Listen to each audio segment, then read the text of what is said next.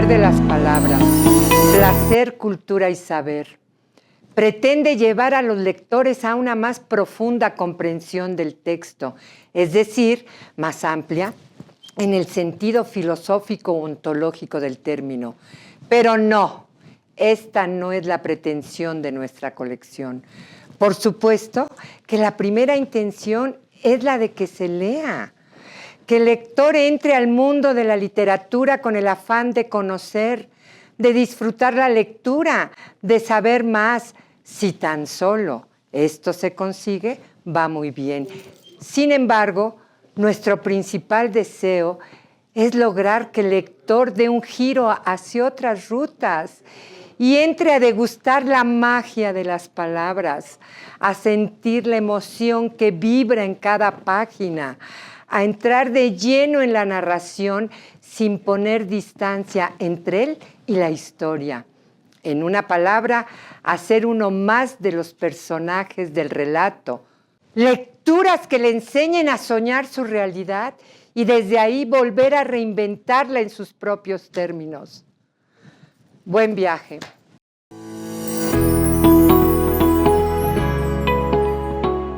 A continuación, leeremos El ventanal abierto de Héctor Munro Saki. Mi tía bajará en un momento, señor Nuttall, dijo con aplomo la damita quinceañera. Entre tanto, tiene usted que conformarse conmigo. Frampton Nuttall hizo un esfuerzo por decir lo preciso para halagar debidamente a la sobrina allí presente, sin indebido menoscabo para la tía que estaba por venir.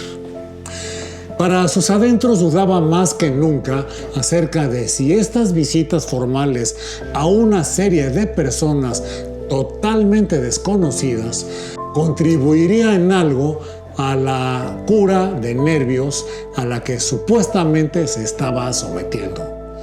Ya sé lo que va a pasar, había dicho su hermana, mientras él se aprestaba a emigrar a su retiro natural. Vas a enterrarte ahí y a no hablar con ningún alma viviente, y tus nervios estarán peor que nunca por el abatimiento. Voy a darte cartas de presentación para todas las personas que conozco. Algunas, si no recuerdo mal, eran sumamente amables. Frampton se preguntaba si la señora Stapleton, la dama a quien venía a entregar una de las cartas de presentación, entraría con el grupo de las amables. ¿Conoce usted a mucha gente de los alrededores?, preguntó la sobrina, cuando juzgó que ya habían tenido bastante comunión silenciosa.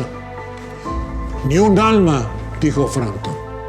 Mi hermana estuvo residiendo aquí, en la rectoría, sabe usted, hace unos 4 años y me ha dado cartas de presentación para algunas de las personas del lugar.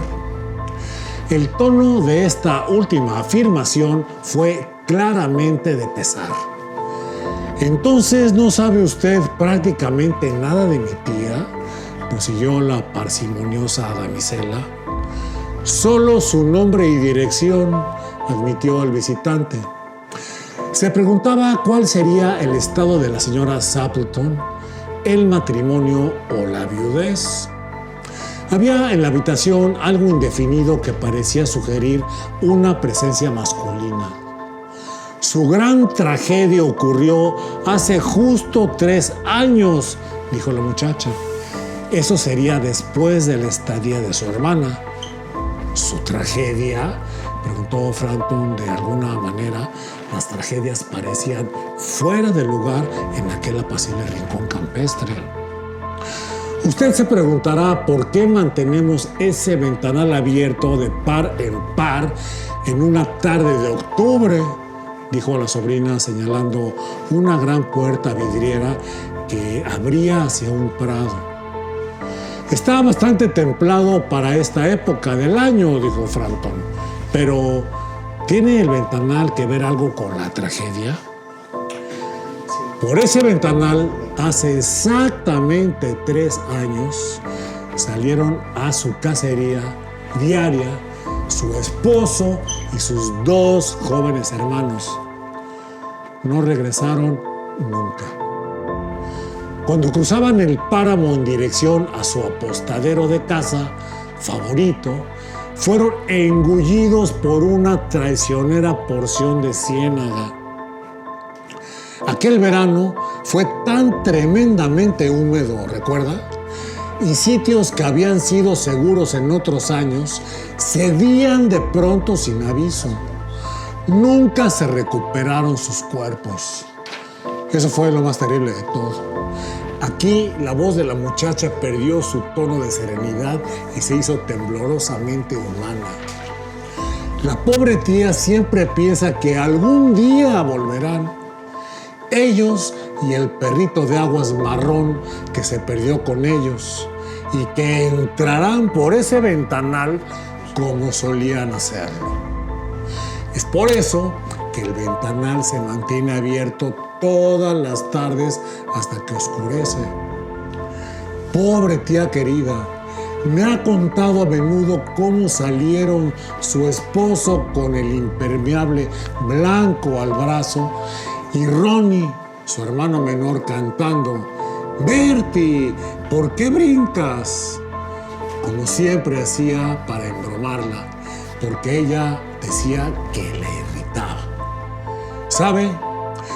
A veces en atardeceres serenos como este, casi llego a experimentar la turbadora sensación de que van a entrar todos por ese ventanal. Dejó la frase inconclusa con un ligero estremecimiento. Fue un alivio para Frampton que la tía irrumpiese en la habitación con un alboroto de disculpas por haber retrasado su aparición. «Espero que Vera le haya entretenido», dijo. «Ha estado muy amena», dijo Frampton. «Espero que no le moleste el ventanal abierto», dijo la señora Stapleton con vivacidad.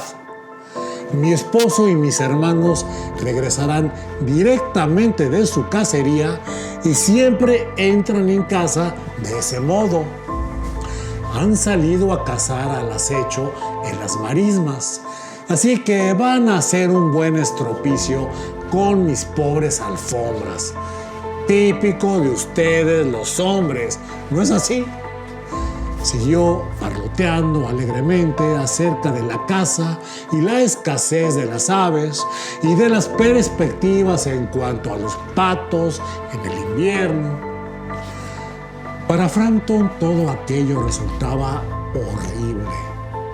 Hizo un desesperado y solo en parte exitoso esfuerzo por desviar la conversación hacia un tópico menos tétrico. Tuvo conciencia de que su anfitriona le estaba dedicando solo un fragmento de su atención y de que sus ojos estaban constantemente desviándose de él hacia el ventanal abierto y el prado que estaba más allá. Era ciertamente una coincidencia desdichada que hubiera hecho esta visita en día tan trágico de aniversario. Toda la razón, madame. Sin embargo, en lo que a mí compete, los médicos están acordes en prescribirme un completo descanso, la supresión de cualquier agitación mental y la exclusión de todo lo que constituya un ejercicio físico violento, dijo Frampton, que actuaba en función del supuesto comprensiblemente difundido de que las personas totalmente desconocidas y las conocidas por azar se muestran hambrientas del más pequeño detalle relativo a nuestras afecciones y enfermedades, su causa y su remedio. Pero en materia de dieta ya no están tan de acuerdo, continuó. ¿Cómo está eso?, preguntó la señora Stapleton, con una voz que sustituyó al bostezo solo a último momento. De pronto, asumió una expresión de despierta atención, pero no hacia lo que Frampton estaba diciendo. «¡Aquí están, por fin!», exclamó, «justo a tiempo para el té, y parece que se han embarrado hasta los ojos».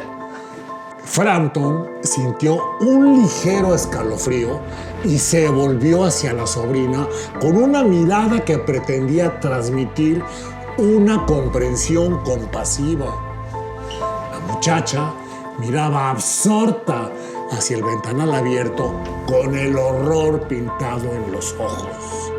Poseído por una helada conmoción de miedo sin nombre, Frampton giró en su asiento y miró en la misma dirección. En la sombría luz del crepúsculo, 3 figuras se dirigían atravesando el prado hacia el ventanal. Las 3 portaban escopetas bajo el brazo y una de ellas llevaba la carga adicional de un impermeable blanco que le colgaba de los hombros. Un fatigado perro de aguas marrón se mantenía pegado a sus talones. Se aproximaban a la casa sin hacer ruido y entonces una ronca voz joven cantó desde la oscuridad.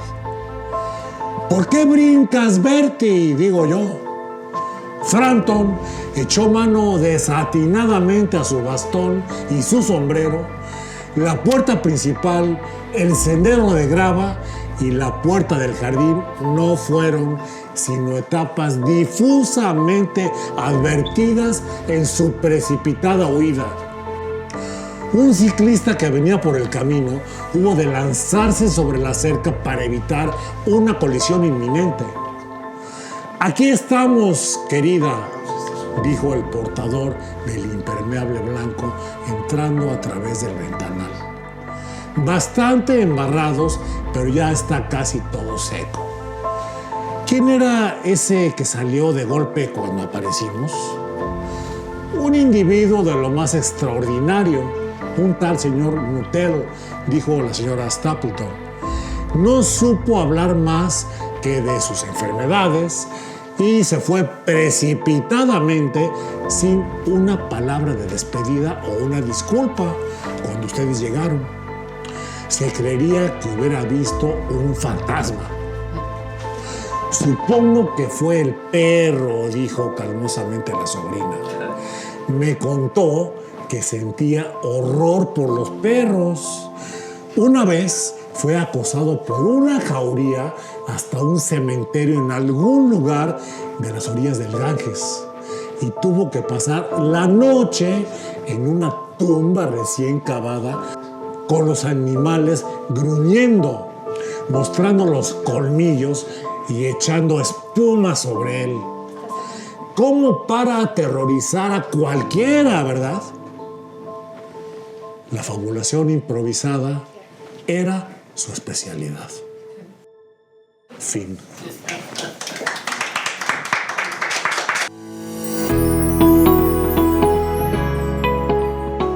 Bueno, volvemos a encontrarnos en un capítulo más de una lectura extraordinaria donde nos habla de la fuerza de la imaginación y la capacidad creativa y la espontaneidad que tiene el ser cuando realmente se lo permite, ¿verdad? El hombre, en general, hombre-mujer. Entonces, esta lectura, que a mí me parece extraordinaria y la acaba de leer el maestro Andrés, tiene N cantidad de lecturas en las cuales nosotros quisiéramos participar con todos ustedes, ¿verdad? O al menos Clarita aquí nos va a hacer unos comentarios maravillosos en relación a lo que implica la creatividad. Bueno, pues aquí el personaje femenino pues está dotado precisamente de eso, ¿verdad? De esa gran capacidad creativa que tiene, crear mundos imaginarios. Y hace contraste pues, con el otro personaje que está muy limitado, ¿no? Que está, nada más está en función de sus enfermedades, de sus limitaciones. Entonces, por lo mismo, ese contraste es interesante, porque en la vida misma, pues siempre se oscila entre estas dos posiciones, ¿verdad?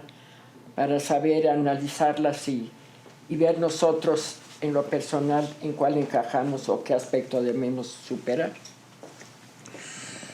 En la lectura quizá podamos identificarnos con los diversos personajes. En este caso son pues prácticamente nada más 3 personajes.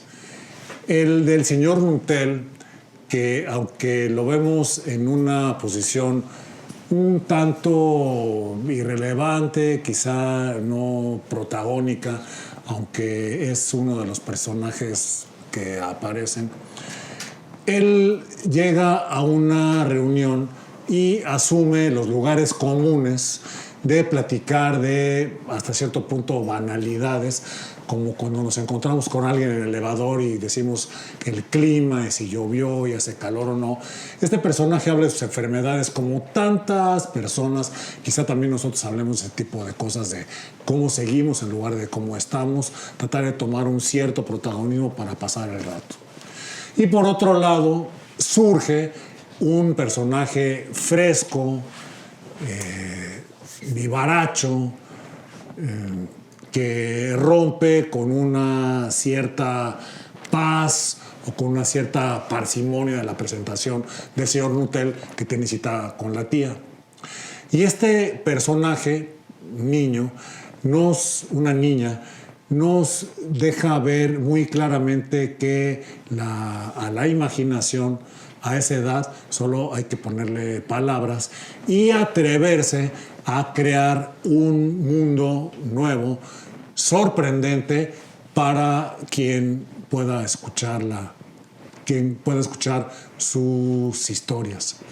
En este caso, ella aprovecha las circunstancias del momento para poder crear un escenario futuro al que ella apuesta, al saber que un hecho cotidiano puede convertirlo en una fantasía y con eso poder influir de una manera espectacular en una persona que no está preparada para escuchar o para vivir algo fuera de lo que espera. La fascinación, como lo dice Monroe, su especialidad era la fabulación. Ajá. Y aquí vemos también la capacidad ingeniosa, el ingenio de esta chiquilla, que no solo manipula al señor Nuttall, sino también al marido y a los hermanos de la señora Stapleton. A los dos, ella vivía en ese mundo creando realidades a través de su ingenio y por supuesto, de la imaginación y la capacidad que ella tenía para sugestionar, por un lado, espantar y también, convencer a los presentes, ¿no? Ese es un poder que solo nos los da el potencial creativo que todos tenemos. Y cuando somos niños aún, no hay nada que lo limite más que el crecimiento y el desarrollo y, el deber ser de una sociedad. Pero aquí la niña rebasa absolutamente todo, creando 2 historias que mueven tanto de un lado como del otro y son la esencia de esta historia. El personaje central. Pues el otro personaje a analizar es el de la tía, ¿verdad? Que parte de su percepción está todavía anclada en el pasado y ella tal vez lo más probable era que nunca volvieran su marido y sus hermanos, ¿verdad? Pero ella tenía la firme convicción de que algún día regresarán. Entonces, a los jóvenes, desde luego, con quien más se pueden identificar es con el personaje quinceañero, ¿verdad? Esta muchachita que tiene la vida por delante y por lo mismo esa alegría de vivir y cada personaje el personaje del masculino es una persona enferma, limitada, que es todo lo contrario de la quinceañera. Y esta tercera opción, que es la de la tía, pues, ¿qué les puede decir a los jóvenes? ¿Cómo? Desde luego se sienten más identificados con la quinceañera, pero ¿cómo ven, por ejemplo, su vida futuro? En los peligros en que se puede caer, ¿verdad? Ya sea en una etapa depresiva, si no es que ponemos un alto a nuestras calamidades, o vivir en la fantasía y no vivir el momento que estamos presentes. Entonces, aunque se tenga esa edad todavía de adolescentes, puede empezar a vislumbrar cómo puede llegar a ser su vida en épocas futuras. O sea, lo que sea criticable en los adultos, aplicárselo a él para decir: yo no quiero llegar a ser depresivo, no quiero llegar a vivir nada más de una ilusión. Todo en sí es un aprendizaje. Y en relación a todos ustedes, es significativo el considerar que este personaje joven, la niña, la sobrina, primero utiliza todos los medios que están a su alcance para crear una historia y ocupar un espacio temporal de entretenimiento y de diversión de ella misma con el personaje. Ella crea toda una historia, crea una atmósfera, un estado de ánimo y deja preparado el escenario para una respuesta. Cuando esa respuesta se da y existe una reacción de parte de la otra parte del público, de la audiencia, en este caso de la tía y del esposo que están arribando, ella manifiesta otra cualidad que viene también de forma muy directa para ustedes jóvenes, que es la capacidad de la improvisación. Ella inmediatamente, al ver la reacción que por un lado ya está esperando, la reacción de la tía y la reacción del esposo, inmediatamente improvisa y sobre la marcha crea otra historia para sorprender a su nueva audiencia. La creatividad y la facilidad, el poder de su palabra para crear nuevos escenarios, nuevos sentimientos, nuevas emociones y nuevos espacios. La capacidad de convencimiento de ella, de convencerlos, y todos ellos, tanto de un lado como de otro, el señor Nudel como con los que llegan posteriores, como era el esposo de la señora Stapleton y los hermanos de ella, entran al mundo que ella les da. Ella está improvisando, pero está improvisando a partir de una observación. Esa capacidad que tienen los niños entre adolescentes y ya llega a la juventud, para llegar pronto a la juventud, es maravillosa.